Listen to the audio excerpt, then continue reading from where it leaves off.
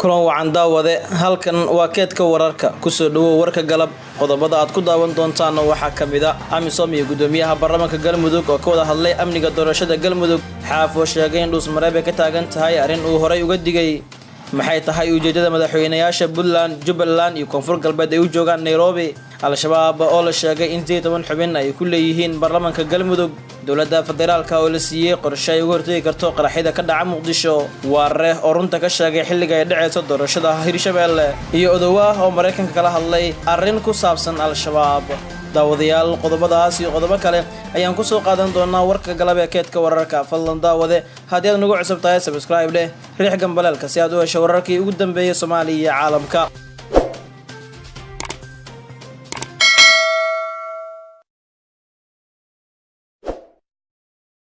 markana u diyaar garooba qodobada warka aad daawateen dhameystiran aynu ku bilownay amisom iyo gudoomiyaha baarlamaanka ee galmudug ayaa ka wada hadlay amniga doorashada dhuusamareeb gudoomiyaha cusub ee baarlamaanka galmudug Dr. Maxamed Nuur Gacal ayaa maanta magaalada dhuusamareeb ee caasimadda galmudug kulan kula qaatay saraakiil ka tirsan ciidamada midowga Afrika ee amisom oo halkaasi gaaray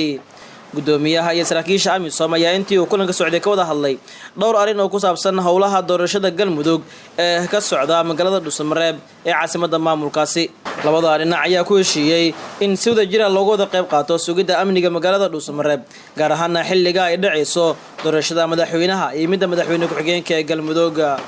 gudoomiye Gacal ayaa saraakiisha amisom ugu warbixiyay halka ay marayso howlaha doorashada madaxweynaha galmudug iyo khilaafka cusub ee soo kala dhaxgalay dowladda federaalka Soomaaliya iyo ahlu sunna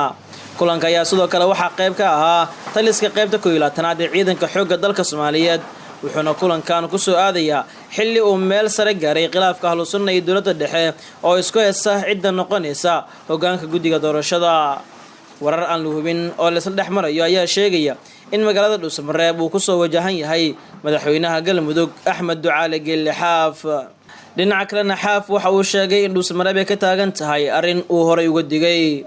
madaxweynaha maamulka galmudug Axmed Ducaale Geelle Xaaf oo ku sugan magaalada Gaalkacyo ee gobolka Mudug ayaa dalbaday in la joojiyo dhammaan howlaha ka socda dhuusamareeb isagoo ku baaqay in dadka reer galmudug ay isugu yimaadaan gogol dib u heshiisiineed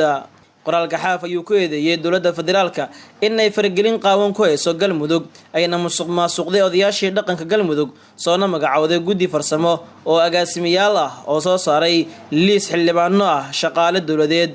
darawaliin iyo ilaalada madaxda qaranka kadibna lagu xirtay guri ku yaala magaalada dhuusamareeb sida uu yiri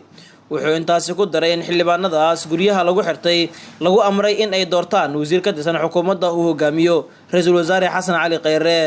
Xaaf ayaa sheegay in maamulkii lagu dhisay dhuusamareeb uu soo wajahay burbur iyo kala tag taas oo ahayd midii uu horay uga digay Xaaf ayaa soo dhaweeyay musharaxiinta shaaciyay inaysan ka qayb galin doorashada madaxweynaha galmudug iyo ahlu sunna oo uu sheegay in looga baxay heshiiskii la galay wuxuuna ugu baaqay in la joojiyo hawsha ka socota dhuusamareeb oo la isugu yimaado shir uu isagu qabanayo sida uu sheegay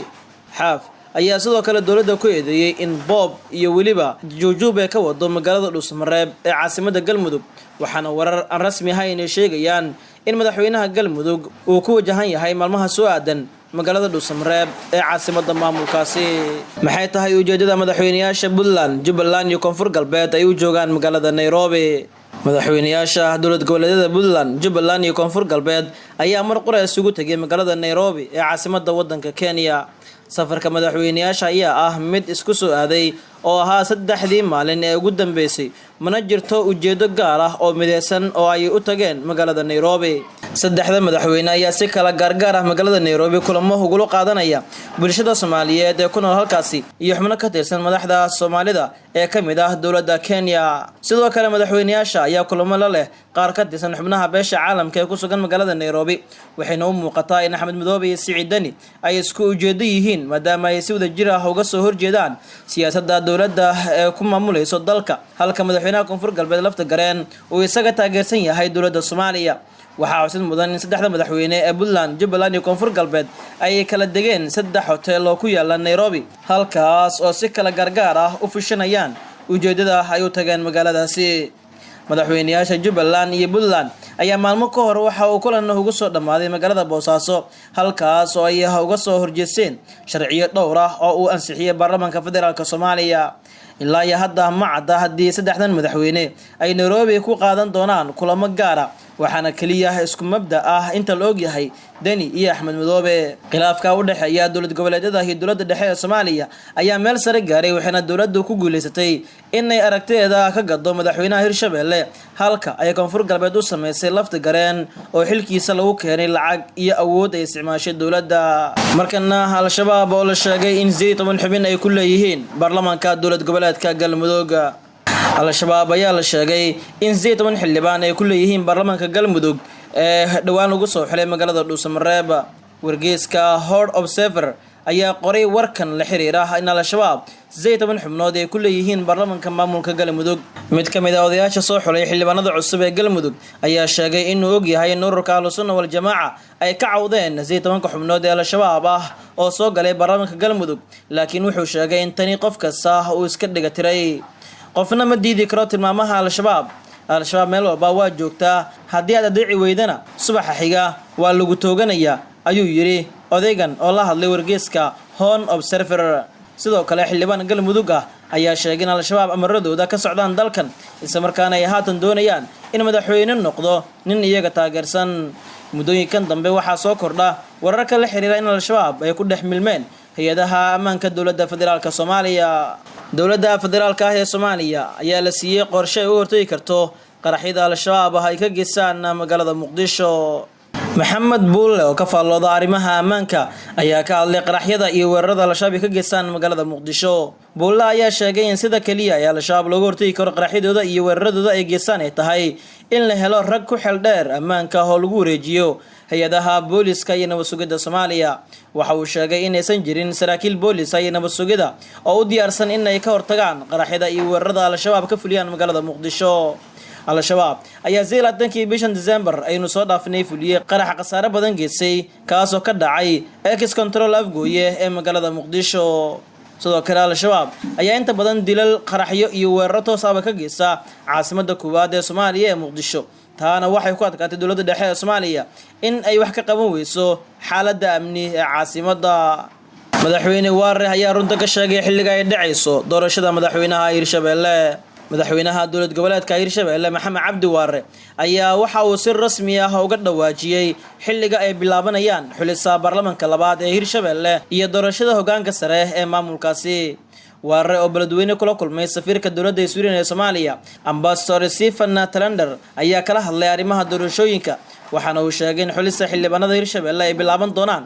bisha September sidoo kalena doorashooyinka guud la gudagali doono bisha October sidoo kale waxa uu sheegay in doorashada maamulka Hirshabelle ay waqtigeeda ku dhici doonto isla markaana maamulka Hirshabelle uu diyaar garow ugu jiro sidii doorashadaas ay ku qabsoomi lahayd warar hoosan helna ayaa sheegaya in madaxweynaha maamulka Hirshabelle la doonayo in sida xaaf oo kale laga qaado xilka Galmudug isla markaana uu wakiisho wasaaradda arrimaha gudaha ee federaalka Soomaaliya taas oo hadda meesha ka saareysa marka loo fiiriyo hadalka Waare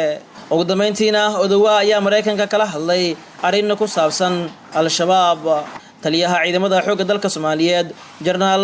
Odawa Yusuf Raage oo booqasho ku tagay saldhigga Bilidogle ee guutada 16aad ee ciidamada commandoska dalka Soomaaliyeed ayaa kulan xasaasi ah la qaatay saraakiisha ciidamadaasi taliyaha ayaa ku bogaadiyay guul oo uu sheegay in ciidamada ka soo hooyeen howlgalladii ugu dambeeyay oo ay ka fuliyeen gobolka Shabeellada Hoose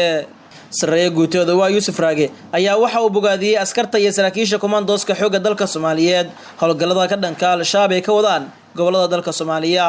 sidoo kale taliyaha ayaa halkaas kula kulmay saraakiisha Mareykanka iyo AMISOM kuwaas oo kala hadlay sidii loo dardargelin lahaa dagaalka ka dhanka al-shabaab ugu dambeyn General Odawa ayaa waxa uu kormeer ku sameeyay dhammaan qaybaha ay ka kooban tahay xerada Bilidogle oo ah taliska guutada 16aad commandoska xoogga dalka Soomaaliyeed oo inta badan sameeya howlgallo gaar ah oo ka dhaca gobolada kala duwan ee dalka guud ahaan daawade wanageynta warka galab ee keedka